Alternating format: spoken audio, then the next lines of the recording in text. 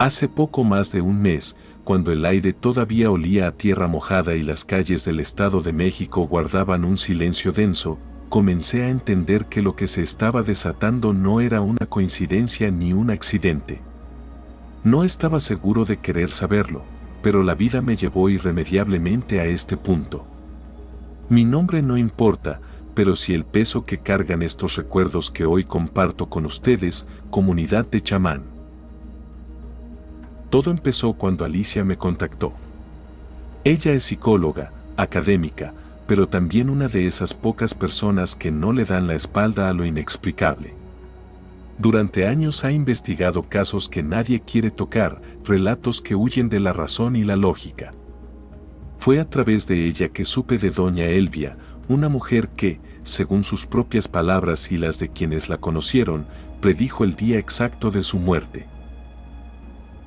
Elvia vivió gran parte de su vida en una pequeña casa enclavada en un pueblo que bien podría estar oculto entre las montañas y barrancas de Oaxaca, aunque para los propósitos de este relato y para que el terreno mismo hable, la trasladaré a este estado de México donde los ecos de lo ancestral todavía laten bajo la piel de la modernidad. Doña Elvia fue hija única de una curandera, mujer sabia que vendía remedios con hierbas y hacía limpias. La conocían y temían, no por superstición vana, sino porque sus manos y sus oraciones tenían poder, el poder que nace de la tierra y la sangre. Su hija, Elvia, creció envuelta en esa atmósfera de saberes y silencios, pero con un deseo profundo y obsesivo, ser madre. Sin embargo, su cuerpo parecía negarse a cumplir ese destino. Los médicos le diagnosticaron una malformación en los ovarios que le impedía concebir. La palabra imposible se instaló en su vida como una condena. La madre de Elvia, desesperada, la llevó ante un brujo que atendía casos como el suyo. Un hombre ya viejo, que hablaba con la voz grave y con la autoridad que le daba la experiencia. Él les advirtió sobre los peligros de forzar el destino y les habló de portales que deben permanecer cerrados para evitar que la oscuridad se filtre. Si insisten en abrir lo que debe estar sellado, pagarán un precio que va más allá de la carne, les dijo. Pero Elvia no escuchaba razones. Su anhelo era tan grande que la advertencia se perdió en el viento. Conforme pasaron los años, la vida de Elvia se tornó una sombra de lo que pudo ser. Su soledad creció junto con esa obsesión que la consumía. Llegó a simular un embarazo, usando una almohada bajo su vestido. Los niños del pueblo se burlaban, pero nadie entendía que para ella esa almohada era más que un objeto, era su pequeño milagro, su esperanza frágil. Fue entonces cuando apareció Norberto, un hombre sencillo, trabajador, originario del Estado de México, quien se convirtió en su esposo. Para sorpresa de todos, pronto Elvia quedó embarazada. Pero la alegría fue efímera, opacada por los rumores y el miedo. Se mudaron para alejarse de las habladurías, y allí, en la quietud de ese nuevo lugar, la tragedia comenzó a tejerse. Durante el embarazo, Elvia hablaba sola, dirigía palabras a una silla vacía, decía que conversaba con su ángel de la guarda. Norma, quien les rentó la casa y se volvió testigo silenciosa de esa vida, la escuchó suplicar por la protección de su hija y pedir perdón por errores invisibles. La presencia invisible que rodeaba a Elvia no solo era su ángel, sino algo más oscuro, un pacto sellado con una sombra que se movía entre lo visible y lo oculto. Una noche, durante el parto apresurado, la partera no llegó. Norma tuvo que ayudar a traer al mundo a la niña que nació sin aliento, y en ese instante, una sombra oscura y sin rostro se alzó en el cuarto, balanceándose, extendiendo un brazo que parecía reclamar lo que le pertenecía. Pero cuando el llanto rompió el silencio, esa sombra se desvaneció.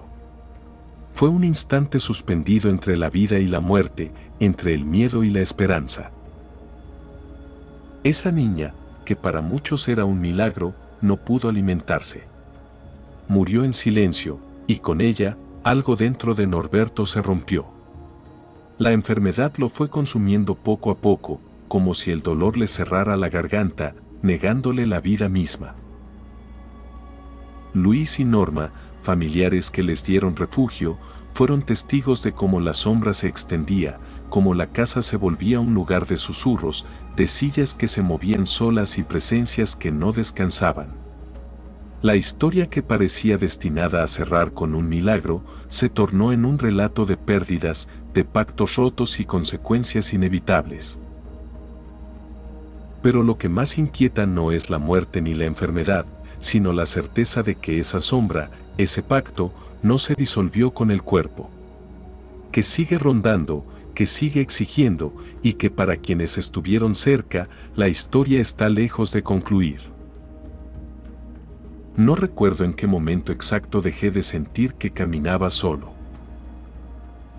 Al principio fue una incomodidad mínima, casi infantil, como cuando sabes que alguien te observa pero no tienes pruebas suficientes para girarte sin parecer ridículo. El aire seguía siendo el mismo, la noche no había cambiado su forma, pero algo invisible, empezó a acompasar mis pasos. Yo avanzaba, y el monte parecía respirar conmigo, exhalando un aliento más denso a cada metro recorrido. La linterna ya no iluminaba, apenas insinuaba. La luz no se proyectaba hacia adelante, se hundía en la tierra, como si el suelo la absorbiera con hambre antigua. Las sombras no retrocedían, se acercaban, se estiraban hacia mí, alargándose de forma antinatural, formando figuras que mi mente reconocía sin querer nombrar. Entonces lo sentí. Un peso. No físico. No emocional. Un peso ritual. Como si algo hubiese sido activado desde el momento en que crucé ese punto invisible del sendero. No había símbolos, no había palabras pronunciadas, pero el pacto ya estaba en marcha. En estas tierras no hace falta hablar para comprometerse, basta con aceptar seguir caminando. Mis pensamientos comenzaron a fragmentarse. No eran recuerdos propios los que surgían, sino escenas ajenas, hombres arrodillados, manos temblorosas sosteniendo velas hechas con cebo, rezos en lenguas que no reconocía pero que mi cuerpo entendía. Cada imagen venía acompañada de una certeza incómoda, esto ya había ocurrido antes. Yo no era el primero. El sendero se estrechó hasta convertirse en una cicatriz abierta en la montaña. Las raíces sobresalían como huesos, las piedras parecían colocadas a propósito, formando una especie de corredor ceremonial. No había casualidad en ese camino. Cada curva tenía intención. Cada sombra, memoria. Fue entonces cuando la escuché. No una voz clara. No un susurro directo. Era más bien una presión detrás de los oídos, una vibración profunda que no pedía atención, la exigía. Ya sabes por qué estás aquí. Me detuve en seco. El silencio cayó como una losa. Incluso los insectos desaparecieron, como si el monte hubiese contenido la respiración para escuchar mi respuesta. Quise negar, quise decir que no, que yo no había aceptado nada, que solo era un testigo, pero el cuerpo no respondió. El pacto no se firma con palabras. Se firma con presencia. Y yo estaba allí. La sombra comenzó a tomar forma no frente a mí, sino dentro del espacio que me rodeaba. No tenía contorno definido, era una ausencia de luz más oscura que la noche misma. Donde debería haber aire, había densidad. Donde debería haber distancia, había cercanía. Sentí como mi respiración se volvía pesada, como si cada inhalación necesitara permiso. Mis recuerdos personales empezaron a diluirse. Nombres, fechas, rostros, todo se volvía borroso, intercambiable. En su lugar surgían emociones primitivas, culpa sin origen, miedo heredado, respeto impuesto por generaciones. Comprendí entonces que el pacto no era solo conmigo. Era con la sangre que me precedía. Mis manos comenzaron a temblar. No de miedo, sino de reconocimiento. El monte me conocía. Sabía de mis silencios, de mis negaciones, de las veces que miré hacia otro lado cuando la intuición gritaba. Esa presencia no venía a asustar, venía a cobrar. A recordarme que ciertas puertas, una vez vistas, no pueden ignorarse sin consecuencia. Un círculo de piedras apareció ante mí sin que pudiera recordar haber llegado hasta ahí. En el centro, la tierra estaba removida, como si algo hubiese sido enterrado, o como si algo esperara ser desenterrado. El aire olía a humedad antigua, a ofrenda vieja, a promesas rotas. Entonces entendí. El pacto exigía algo más que miedo. Exigía entrega. No sabía aún qué debía ofrecer, pero mi cuerpo ya lo sabía. El pulso se sincronizó con un latido ajeno, profundo, lento. Cada segundo que pasaba sellaba un poco más el acuerdo. Ya no había vuelta atrás. El sendero detrás de mí no existía. La sombra se acercó lo suficiente como para que pudiera sentir su temperatura. No era fría ni caliente, era ausente, como si la vida misma se retirara para dejarla pasar. Y en ese instante, antes del encuentro definitivo, comprendí la verdad más dura de todas. No había sido elegido al azar. Había sido preparado. El ritual apenas comenzaba. No di un solo paso hacia atrás. No porque fuera valiente, sino porque el concepto mismo de retroceder había sido retirado del mundo. El círculo de piedras no me rodeaba, me contenía. Cada una parecía colocada con una precisión que no respondía a manos humanas, sino a una lógica anterior al lenguaje. No formaban un límite físico, sino un límite espiritual.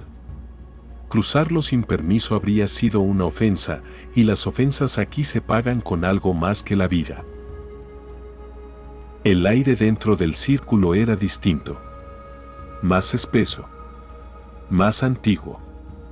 Cada respiración descendía lenta, como si tuviera que atravesar capas invisibles antes de llegar a los pulmones. Mi corazón latía con un ritmo que no reconocía como propio. Era demasiado regular, demasiado profundo. No era miedo. Era sincronía. La sombra ya no estaba frente a mí. Estaba alrededor.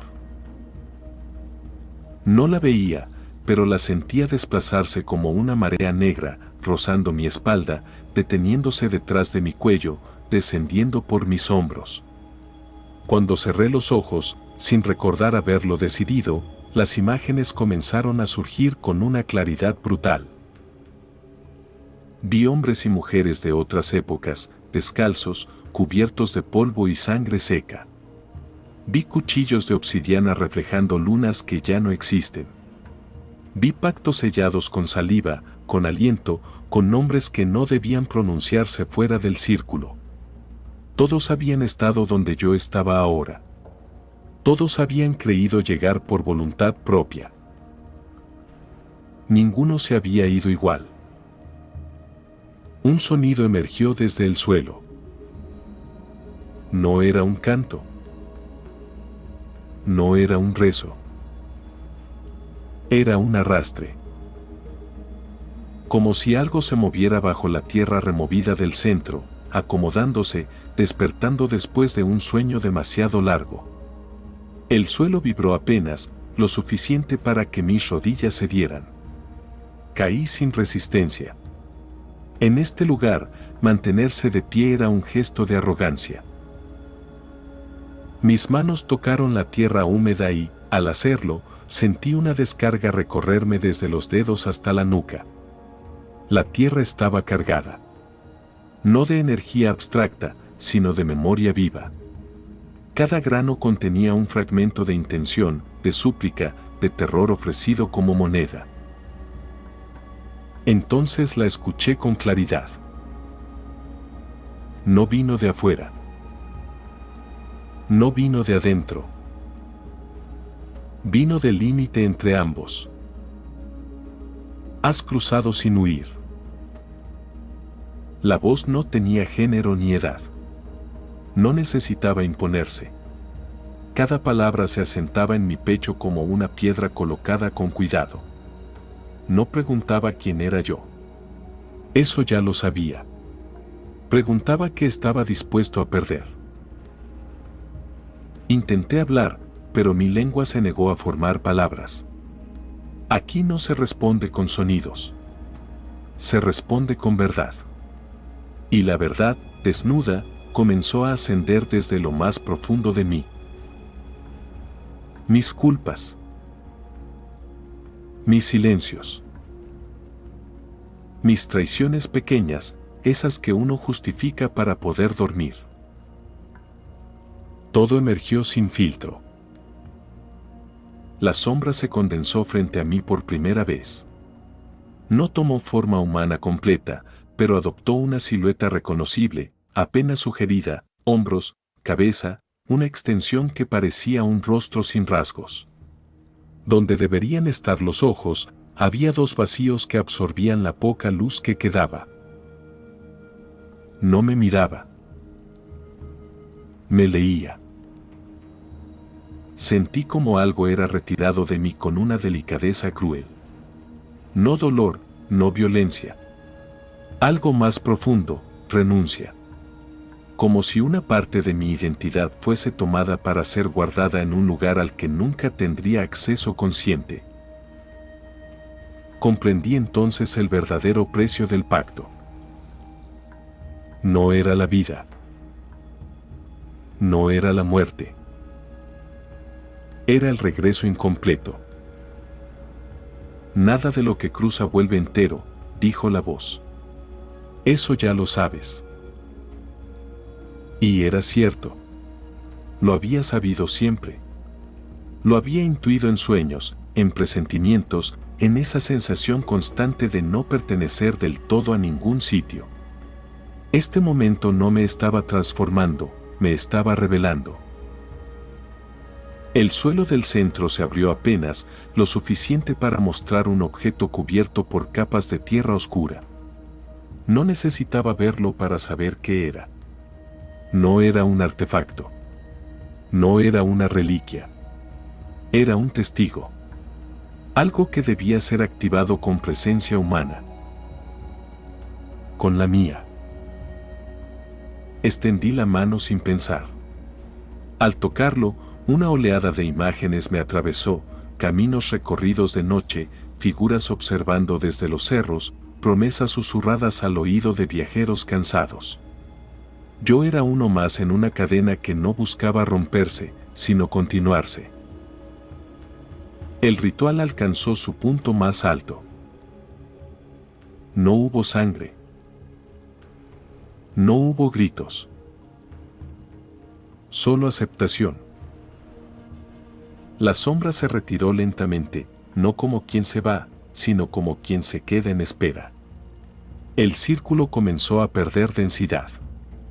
El sonido regresó al monte. Los insectos retomaron su canto como si nada hubiera ocurrido. Pero yo sabía. Sabía que el encuentro no había terminado. Solo había sido sellado. El camino final me aguardaba. Y el cierre no sería una elección. No supe en qué momento el círculo dejó de existir. No hubo un instante claro, no hubo ruptura ni señal. Simplemente, ya no estaba.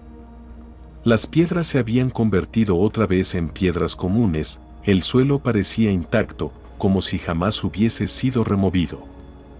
El monte recuperó su apariencia habitual, pero yo sabía que era una mentira necesaria. El lugar no había cambiado. El que ya no era el mismo era yo. Me puse de pie con dificultad. El cuerpo pesaba distinto, como si la gravedad hubiese aprendido algo nuevo sobre mí. Cada músculo respondía con un retraso mínimo, casi imperceptible, pero suficiente para hacerme entender que algo había sido reajustado. No estaba herido. No estaba agotado. Estaba marcado. El sendero reapareció frente a mí, aunque no era idéntico al de antes. Las curvas parecían más cerradas, los árboles más cercanos, como si el monte se hubiera inclinado ligeramente hacia adentro. No para impedirme el paso, sino para acompañarme. Ya no era un intruso. Era un portador. Comencé a caminar sin prisa. El ritual había terminado, pero su eco seguía activo, adherido a mis pasos. Cada vez que mi bota tocaba la tierra, sentía una vibración leve, un reconocimiento silencioso. No palabras. No imágenes. Solo una certeza firme, el pacto estaba vivo. La sombra no volvió a manifestarse como antes. No la vi. No la sentí detrás. La sentí dentro del margen de las cosas. En el espacio entre un pensamiento y otro. En el silencio breve antes de respirar. En la intuición que se adelanta a la razón. Comprendí que así funcionaba ahora. La presencia no necesitaba mostrarse. Su trabajo no era perseguirme, sino caminar conmigo cuando fuera necesario. Ser advertencia. Ser recordatorio. Ser deuda activa. El monte comenzó a abrirse lentamente. La niebla se disipó como si hubiese cumplido su función. A lo lejos, entre los árboles, apareció la línea tenue del mundo cotidiano. No luces brillantes, no voces humanas, solo la promesa de lo conocido. Pero ya no era un refugio. Era un contraste. Antes de abandonar por completo el sendero, sentí la necesidad de detenerme una última vez. No por miedo. No por nostalgia. Era algo más profundo, respeto. Incliné la cabeza sin pensar, en un gesto que no me pertenecía, pero que mi cuerpo conocía desde mucho antes de que yo naciera. No dije gracias. No pedí nada. En los pactos verdaderos, la gratitud es innecesaria. Entonces llegó la última revelación. No como una voz. No como una visión. Como una comprensión brutal y serena. El ritual no había sido para protegerme. No había sido para castigarme. Había sido para recordarme. Recordarme que hay caminos que solo se abren cuando alguien está dispuesto a cargar lo que otros no pudieron. Que hay presencias que no buscan adoración, sino continuidad. Que hay historias que no quieren ser contadas para asustar, sino para advertir. Yo ahora era parte de esa advertencia. Cuando crucé el límite final y el monte quedó atrás, el mundo siguió funcionando como siempre. Los sonidos eran normales. El aire era ligero. El tiempo retomó su velocidad habitual. Nadie notó nada extraño en mí. Eso era parte del pacto. Porque lo verdaderamente sellado no se anuncia. Desde entonces camino sabiendo que no todo encuentro deja huellas visibles. Que algunas sombras no persiguen, esperan.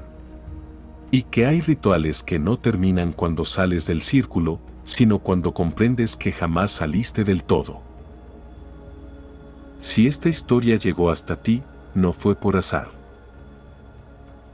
Las palabras también son senderos. Escúchalas con respeto. Ciérralas con conciencia.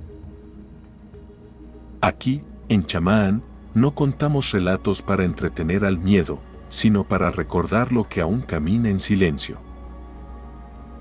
Gracias por permanecer hasta el final. Gracias por no apartar la mirada. Y recuerda,